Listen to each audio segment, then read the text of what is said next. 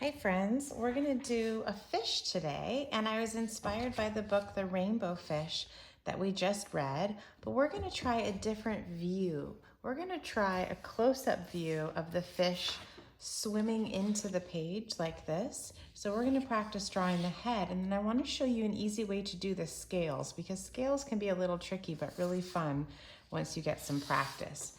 So on the lesson, you'll see these directions right here.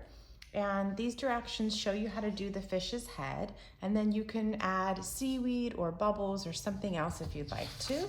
So we're gonna follow these directions, and I'll put them over here and start with you. You're going to do pencil first, so I'm gonna do that quickly and then outline with Sharpie. So today we'll use pencil, eraser, Sharpie.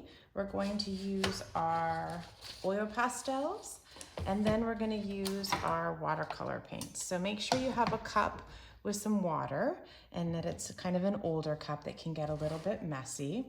Okay, so we're gonna put our paper horizontal, and I want you to notice that the fish only comes about halfway in the page, maybe a little bit over. So we can start in the center. Remember, that's always a good place to start. And maybe move over a little bit. So you can make a dot right there if it helps you, and then know that we're gonna curve to the edges. I didn't go all the way to the corner because I left some room for the fin. So maybe about here and here. So sometimes it's easier to connect the dots. You can do that, or you can just start here. So we're gonna curve and curve. And your fish might be bigger, it might be smaller, that's okay. We're kind of getting this half of a football shape. And then we're gonna do a curved line right here. And this part is gonna be his face, and this part will be the scales. You could add a fin there if you wanted to, I didn't on mine. And then lines up here for the top and bottom fins. And then you can do any kind of eye you want. I'm gonna do a big fish eye. You could do fish lips here. I'm just gonna do a smile. And then I wanna show you how to do the stripes. So I'm gonna turn my paper this way, which is kind of silly, but it's a lot easier to draw this way. And we're gonna do some stripes. And I'm gonna curve the lines a little bit. Straight lines in the center. When it gets towards the fish, notice how he's curved. So those lines will curve a little bit. And they don't even have to be all the same. So once you have your stripes, then you're gonna do your scales. And those are just bumps, just curved lines. And see how all my scales are not the same size, that's okay. And then you're gonna keep going and create a pattern of scales, but you're using these lines to show you where the scales stop and end. Okay. So just keep going. When you get to the end, it'll feel a little funny going off the page, but just let them go off the page. All the way down to the line. They're not all the same size, that's okay. And look, I have more room over here, that's okay. I'm just gonna keep going off the page and add a few more until I fill it all up. So there's my scales. Now I have a scale pattern. I could add a few lines here if I wanted to for the fins.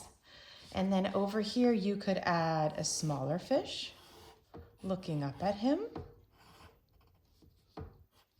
You could add some seaweed. You could just keep it a fish. You could give him some bubbles. Okay, and then we're gonna go over it with Sharpie.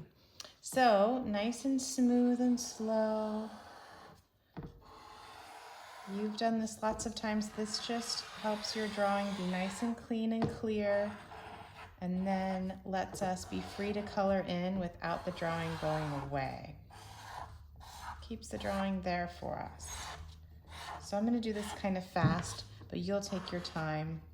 I'm gonna outline all the lines of the fish, the seaweed, everything, all your pencil lines. Slow and careful. And then I'm still gonna turn it this way because it just feels more comfortable for my hand. You know that you can turn your paper any direction while you're working. You don't have to keep it right side up. However, it's comfortable for your hand. You could also do the scales this way. I think it's easier to do it in rows like this. Bump, bump, bump, bump.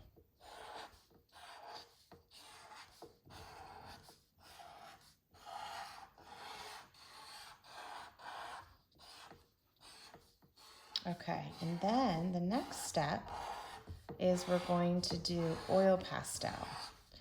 So we're going to use warm colors for the fish and cool colors for the background. So you're going to look at your oil pastel set. Yours is a little smaller than mine, but you still have enough colors to do this.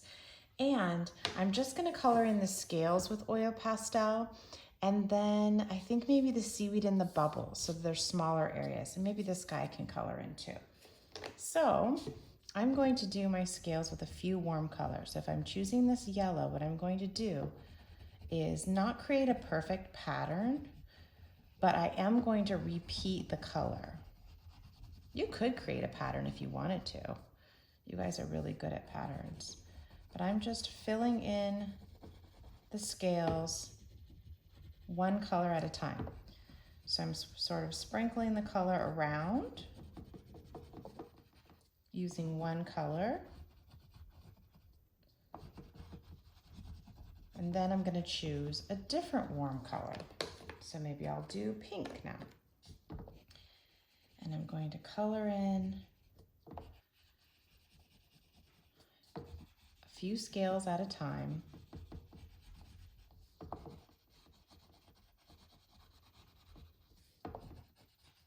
Wherever I want to.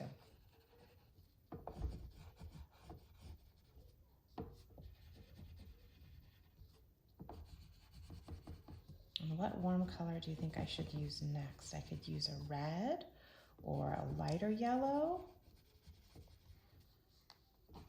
or a lighter pink, a darker orange. I think I'm going to use this darker orange.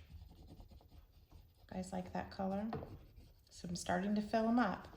It's okay if there's a little bit of white spots. I'm coloring nice and hard because that's when the oil pastel is really bright and beautiful, if you color in nice and hard. But if there's little white spots, we can fill that in with paint. You don't have to worry too much about that. And remember, if you've been using your oil pastels a lot and you need to kind of sharpen it, if it gets down to the paper, this paper peels right off. And that's how you kind of sharpen your oil pastel and keep using it. Okay, I think I'm gonna do a lighter pink now. I'm almost there. I think this will be my last color. And this is kind of a funny little spot here where it goes off the page, but try to get that colored in too. Okay, this is kind of a peach color. All right, there's my scales. I'm gonna take white. It's not gonna show up right now, but it will when we paint. And I'm gonna use white to color in my bubbles. Remember, oil and water don't mix. So that white is gonna stay there even when I paint over it.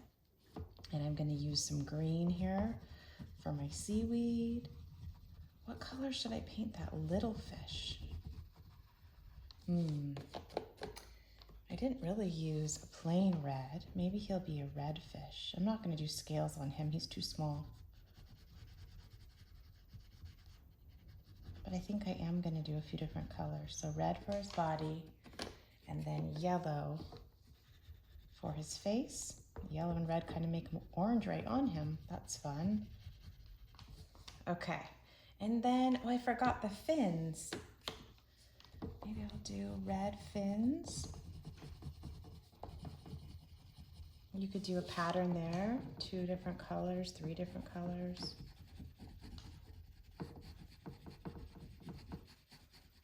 Okay, now it's time to paint. I don't think I need anything else for my oil pastel. You could do the eye if you wanted to.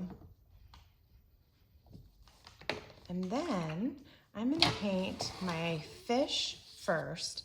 And then remember, if you're working at home and you have more time, because you don't have to do this all in the hour block that we have, you can come back after this is dry.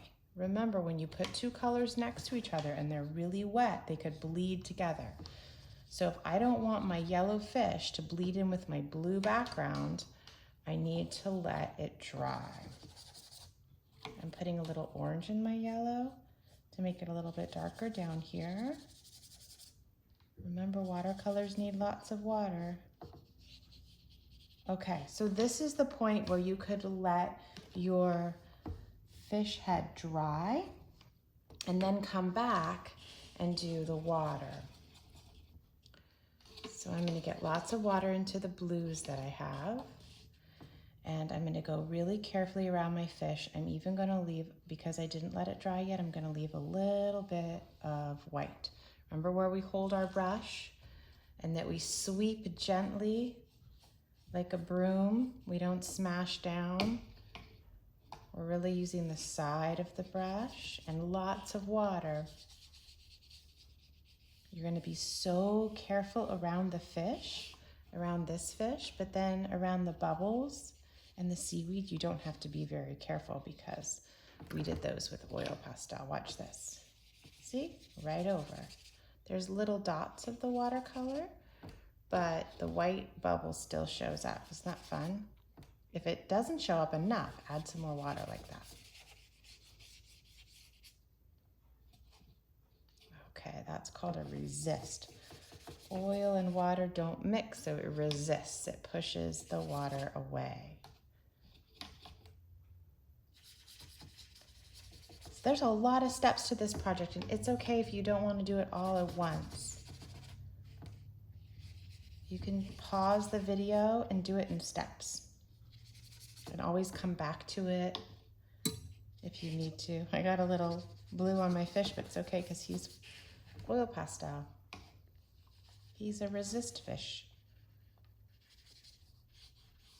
The head, I have to be careful. Okay, smoothing out with water.